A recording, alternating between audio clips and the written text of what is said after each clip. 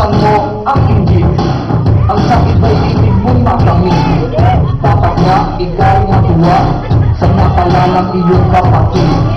Ibig kong ipapatid na lahat tayo ay sakit-isip.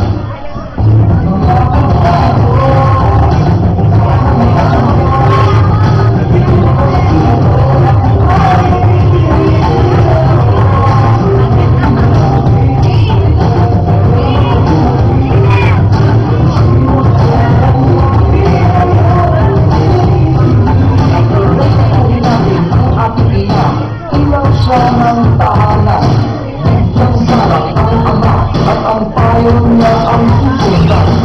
At sa magkakapatid, kailangan ay magmahala. Dapat lang ay pag-usapan ang hindi nauunawaan. Huwag tatakot at ang ulat, kasalanan ay kalagutan, mapalinis ay iwasan, maalis, marumili naman ang nagkaaway, yung pagbatid, bumigla ka, huwag kumanti. Lahat tayo magkakapatid, ang mamali ay ituwid. Magkasasagyan mo kapag mag-imbang nalagwag amal. Itong pula ay alay ko sa bayan ko at sa